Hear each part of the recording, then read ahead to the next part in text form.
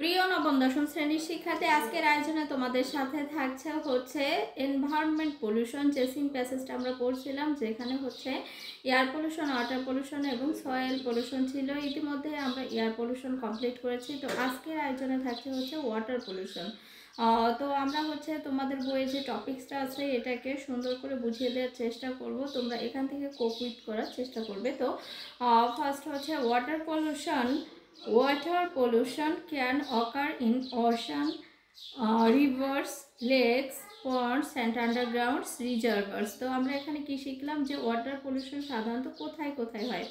একটা হচ্ছে ওশান হচ্ছে মহাসাগরে, রিভার্স হচ্ছে নদী, লেক শব্দের অর্থ হচ্ছে হ্রদ, পন্ড শব্দের অর্থ হচ্ছে পুকুর এবং আন্ডারগ্রাউন্ড রিজার্ভার্স হচ্ছে মাটির নিচে যে ওয়াটারটা সংরক্ষিত থাকে রিজার্ভারে, এটাকে হচ্ছে underground reservoirs. As different water sources follow together, যেহেতু বিভিন্ন ধরনের পানির উৎস একই সাথে প্রবাহিত হয়, the pollution can spread easily and quickly, পলিউশনটা সহজেই এবং দ্রুততর ছড়িয়ে পড়তে পারে।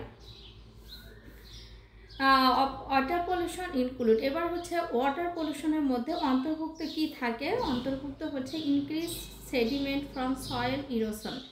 সয়েল ইরোশন হচ্ছে আমাদের যে নদী ভাঙ্গন অর্থাৎ মাটি ভাঙ্গন হয়, মাটি ভাঙ্গনের ফলে যে সেডিমেন্টটা পড়ে, এই সেডিমেন্ট হচ্ছে পানির তলদেশে অর্থাৎ নদী বা খাল এর তলদেশে যে তলানিটা পড়ে এটাকে বলা হয় হচ্ছে সেডিমেন্ট, অর্থাৎ আমরা যাকে পলিমাটি বলে থাকি।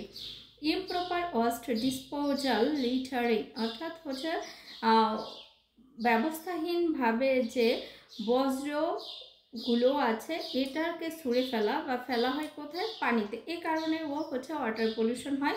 Organic materials that decay and water supplies etcetera, organic materials যেগুলো আছে, যেগুলো হচ্ছে পানির যে সরবরাহ জায়গা আছে এটাকে প্রতিবন্ধকতা সৃষ্টি করে বা বাধা দেয়। এই সব কারণে সাধারণত আমরা ওয়াটার পলিউশনের মধ্যে ইনক্লুড থাকে। তো ওয়াটার পলিউশন কী কী কারণে হয়? Increased sediment from soil pollution, soil পলিউশনের জন্য, ইমপ্রপার ওয়েস্ট ডিসপোজাল অ্যান্ড লিটারিংয়ের জন্য, organic material that decay in water supplies. Okay, এবার ইনফ্যাক্ট প্রকৃতপক্ষে, ইনফ্যাক্ট শব্দের অর্থ হচ্ছে প্রকৃতপক্ষে। Polluting the land means polluting the water, প্রকৃতপক্ষে ভূমির দূষণ মানেই হচ্ছে পানির দূষণ, অর্থাৎ আমাদের যদি মাটি দূষণ হয় পক্ষান্তরে দেখা যায় একটা না একটা সময় এটা পানির দূষণেই পরিণত হয়। Throwing away toxic substance, throwing away হচ্ছে ছুঁড়ে ফেলা হয়। কি ছুঁড়ে ফেলা হয়?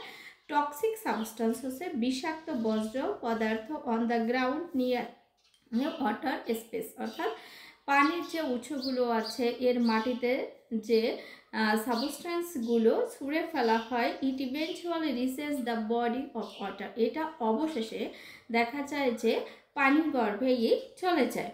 অ্যাজ আ রেজাল্ট এটাও একটা কানেক্টর, এটা শব্দের অর্থ হচ্ছে এর ফলে, দ্য ওয়াটার ইজ পলিউটেড, এই কারণেই হচ্ছে পানি দূষিত হয়। তো পানি দূষিত হয় কিভাবে? দেখলাম যে আমাদের যে বিভিন্ন ধরনের বর্জ্য পদার্থ আছে যেটা হচ্ছে আমরা পানির কাছে যে মাটিতে ফেলি, এটা পক্ষান্তরে বৃষ্টি বা যে কোনো ধরনের বন্যা এতে একটা সময় দেখা যায় যে পানিতেই চলে যায়। তো এভাবেই সাধারণত পানি দূষিত হয়।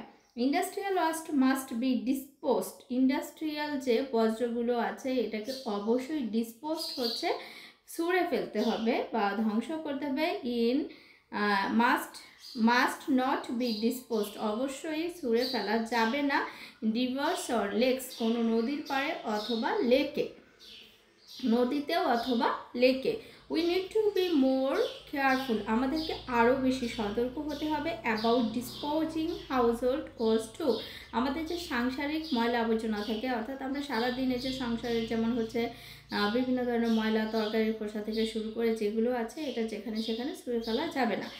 Use of pesticide means, use of pesticides অর্থাৎ আমরা জমিতে যে ধরনের রাসায়নিক সার ব্যবহার করি এটার অর্থ হচ্ছে মিন্স হোয়েন ইট রেইনস, যখন বৃষ্টি হয়, on the lawn and garden, অর্থাৎ আমরা যে লন অথবা গার্ডেনে যে পেস্টিসাইডটা ব্যবহার করি বৃষ্টির ফলে chemicals washed into the water bodies, এটা এই কেমিক্যালগুলো, রাসায়নিক যে দ্রব্যগুলো, এটা একটা সময় হচ্ছে পানি গর্ভেই চলে যায়।